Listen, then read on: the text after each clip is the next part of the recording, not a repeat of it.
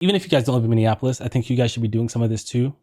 But this is specifically for drivers in Minneapolis. If you are in Minneapolis, I would like for you to take extra precautions with your finances. I would like for you to, one, make sure you have a budget. I know a lot of people don't have budgets, but budget that you actually written down, not something stored in your head. You need to have a budget. You need to go through your budget. The best way to do it is to pull up your bank statement from last month, go through every single transaction, categorize everything, and start from there, right?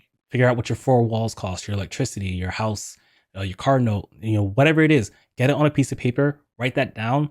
I want you to know when you're done making your budget, how much money you need to make every month to the specific cent. Like that's what I want from you. I need you to do that. You need you to do that. And then once you have your budget, you need to create a plan that will allow you to have at least a 3-month emergency fund. So what I would do is, if you have debt, only pay your minimums on your debt. I would go into emergency mode, and every dollar you make that is over your budget, it needs to go into savings. Because the reality is, even if you disagree with me, nobody really knows what's going to happen. If Uber and Lyft stay, you don't know if the supply and demand is going to be enough for you to continue making money. If these other companies come in, even if you get 100% of the fare, you still don't know if you'll be able to make enough money. The reason why I don't drive with rides, even though I'm signed up with them and have access to them, is that even though we get 100% of the fare, that doesn't mean that 100% of the fare is more than what I make with Lyft, right? Rides is not paying me $40 per hour. I'm making over $40 per hour with Lyft. Just because you keep a higher percentage doesn't mean you're making more money. Someone has to lose and someone has to win. There are 3 people involved: the rideshare company, the passenger, and the driver. And with rides, the passenger wins because there's no surges. So the rides are cheaper. And the only way they can compete with Uber and Lyft is by making it cheaper for the passenger.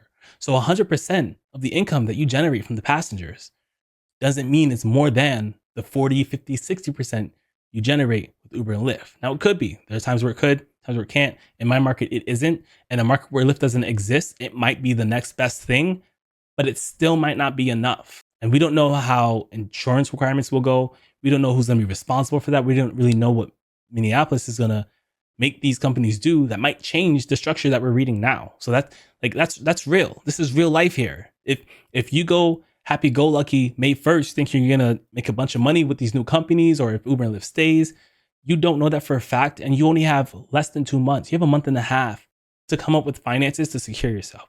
I just want you to insulate yourself from any potential negative repercussions, even if you don't think something negative will happen. It's very, very, very important. So important. And then once it gets figured out, and even if you determine that you're able to make enough money to survive, I think the next best thing that you could do, for my tip number 3, is to pay off your car. You might have other debt. Usually the way I do it is I started with my lowest debt. I got them all in order. I started with the lowest debt, the lowest dollar value debt, and I paid that off. And then I started taking the money that I would have had to pay for that lowest debt and paid the next thing off. And I kept doing that. It's called a snowball, where you start with the smallest thing, you get a quick win, and you keep moving forward. In December, I paid off my car. The only thing we have left is our student loans, and hopefully we'll pay that off this year.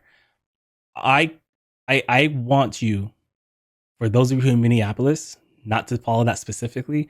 I would suggest paying off your car, because even if crap hits the fan, having your car payment is probably your biggest payment outside of your mortgage or your rent.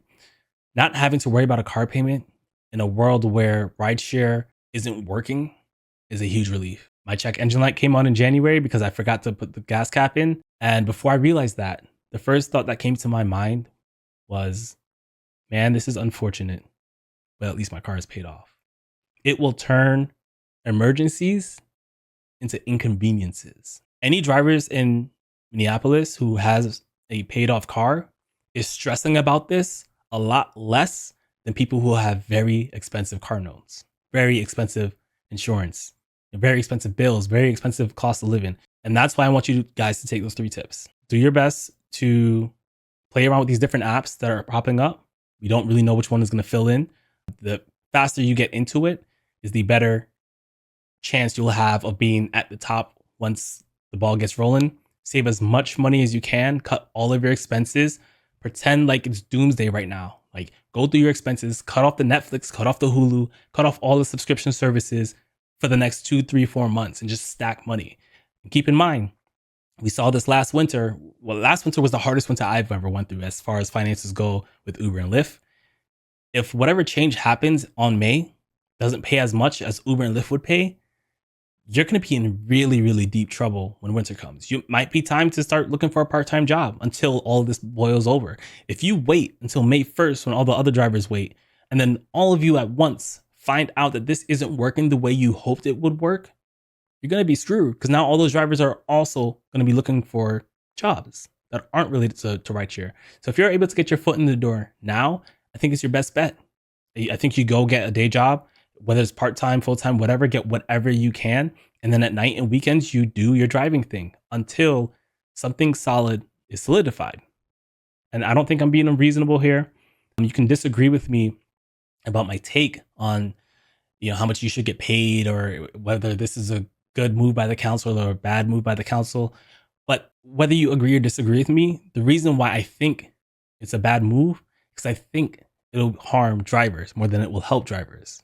You can disagree with that, but at the core of what I believe, it's for the drivers. And so the advice I give to you, regardless of whether you agree with me or disagree with me, I think it will help you long term, regardless of what the council does, regardless of what Uber and Lyft does, regardless of what anyone does.